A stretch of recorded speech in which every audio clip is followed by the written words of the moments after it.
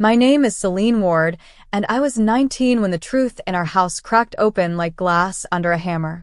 It began with my mother collapsing in the kitchen, hands shaking, chest tight, breath barely holding.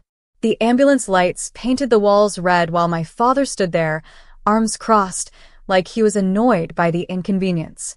At the hospital, my mother lay pale and weak on the bed, tubes running across her arms. I held her hand, praying she'd open her eyes. That's when my father walked in.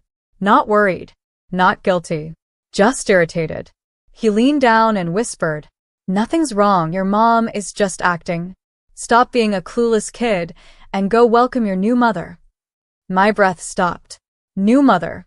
Those were the words he chose while his wife was barely conscious. He didn't even wait for my response. He turned on his heel and left, calling someone on the phone. I caught one name in the doorway. My aunt. My mother's sister. I didn't scream. I didn't cry. I just stayed silent.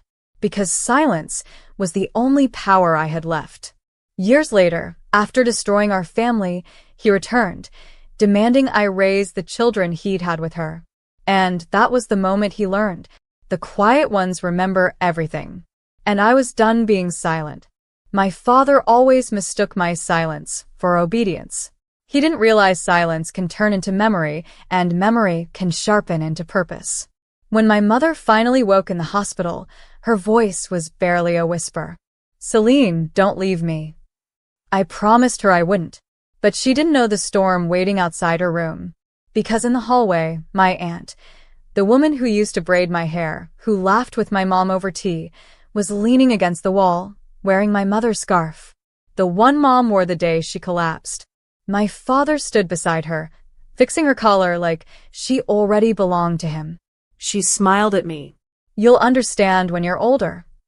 I walked past them without a word. Silence again, my only shield. My mother lost everything that week. Her health, her marriage, her sister, and part of herself. She never fully recovered. But I stayed. I helped her walk again, helped her breathe again, helped her believe she wasn't worthless the way my father claimed. Years passed. Their affair turned into a marriage, then into kids, then into chaos. And one afternoon, my father called me, as if nothing had happened. "Celine, your stepmother and I are busy. Come take care of the kids." He said it like I owed him, like betrayal had an expiration date.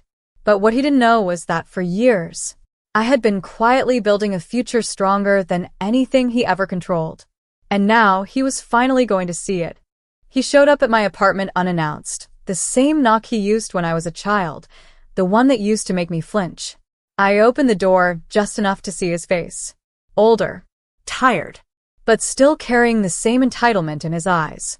"Celine," he said like my name belonged to him. "Your siblings need discipline. Their mother is overwhelmed. Pack your things, you're coming with me." Not a request, a command. Behind him, two little kids waited in the hallway, my father's new family, the children created from the affair that shattered ours. They looked scared, unsure, already carrying the weight of adults. I crouched down to their level. "Did he tell you why you're here?" They shook their heads. My father snapped, "Don't confuse them. Just get your bag." I stood, blocking the doorway. "I don't owe you anything." His jaw tightened. "I gave you life." I almost laughed. "And you destroyed the person who gave it meaning." He tried to push past me, but I didn't move. Because behind me was the life I built, a life where I didn't live under his shadow. A degree. A stable job. A home built with my own hands, not his money. He looked inside, realizing for the first time that I had risen without him. His voice dropped to a dangerous whisper. "If you don't take them, you'll regret it." But he didn't know the truth. I had been waiting years to show him what regret really looked like. I stepped outside and closed the apartment door behind me, not to let him in, but to make sure the kids didn't hear what was coming. My father crossed his arms. "Your mother raised you soft. That's why you don't understand responsibility." I stared at the man who abandoned us, who left my mother shattered, who treated betrayal like a lifestyle. "Responsibility," I said quietly. You mean the kind you ran from when Mom collapsed on the kitchen floor? His face twitched, the first crack in his confidence. My aunt approached then, holding her coat tight, eyes darting. She never looked me in the eyes anymore. Maybe guilt has a weight. Celine, please, she murmured. We just need help. Help.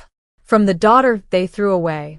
The two kids, small, quiet, confused, watched us like they were standing at the edge of a storm. I knelt again, brushing the girl's hair gently. It's not your fault, I whispered. None of this is. But when I stood, the softness ended. I faced my father. My voice didn't rise.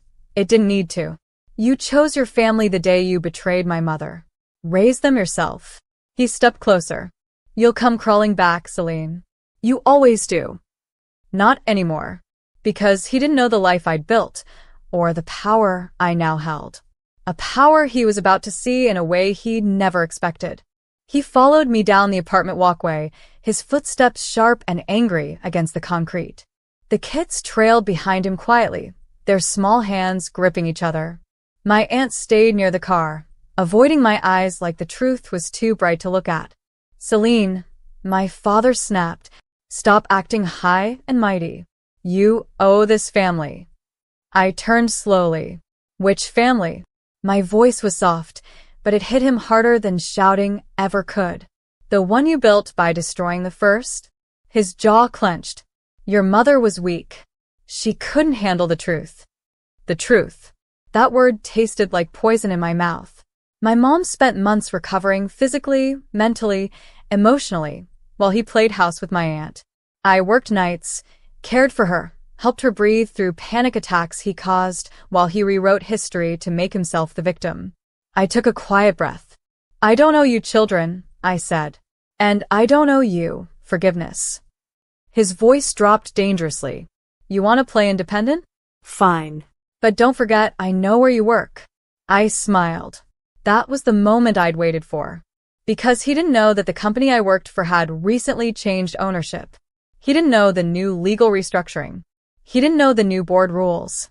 He didn't know that after years of silence, I finally had the power to expose everything he'd buried. And tomorrow, he was going to walk into a meeting that would shatter his world. The next morning, he barged into the building where I worked, the same place he thought I was lucky to be hired. He didn't know I wasn't just an employee anymore. Because 3 weeks earlier, during a company restructuring, I had been promoted into a position he never imagined someone like me could earn. Compliance and ethics oversight. A department with the authority to review employee conduct, including his. He marched through the lobby with the confidence of someone who believed the world still bent for him. My aunt trailed behind, flustered, dragging the kids along. Where's Celine? He barked at the receptionist. The receptionist glanced at me, standing a few steps behind him, and her expression softened. Right there, sir. He spun around. I stood still, calm, clipboard in hand. What is this? He demanded. You work in HR now or something? I met his eyes without fear. I oversee internal investigations. His face fell. Just slightly, but enough. I held out a file. He didn't take it, so I placed it on the counter. Inside were documents. Financial records. Timeline inconsistencies. Reports of workplace misconduct from employees he'd terrified for years. He paled. You can't be serious. I leaned in just a little. Dad, you taught me silence. You taught me watching. You taught me endurance. I paused. But you never taught me what to do once I had evidence. His throat tightened, because for the first time in his life, I wasn't the child he could control. I was the woman who finally had the truth and the authority to weaponize it. He grabbed the file with a jerky motion, flipping through the pages like he expected the words to rearrange themselves into something harmless. But every line, every signature, every timestamp was a mirror, reflecting years of manipulation, intimidation, and misconduct he thought no one noticed. My aunt's voice trembled. Celine, please don't do this. We have kids. We'll lose everything. I looked at the children, innocent, wide-eyed, gripping each other's hands. They didn't deserve this. But they also didn't deserve the man who raised them. My father slammed the file shut. You think you can ruin me? I'm untouchable in this company. I exhaled slowly. Not anymore. The elevator dinged.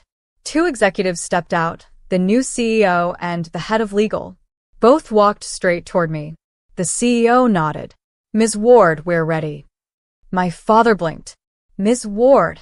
The head of legal extended a folder to him.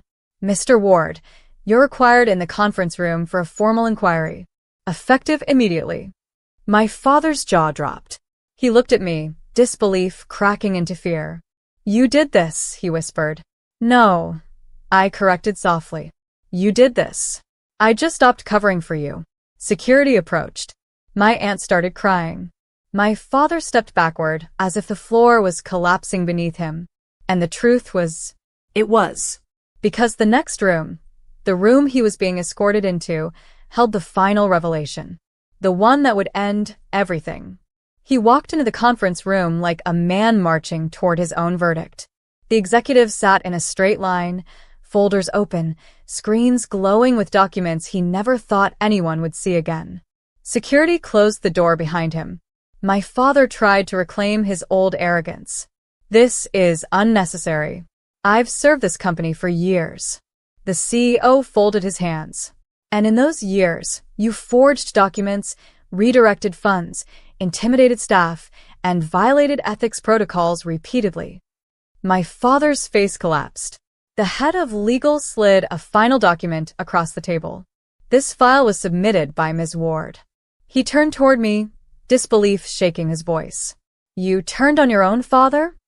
I met his eyes, calm, steady, unbroken.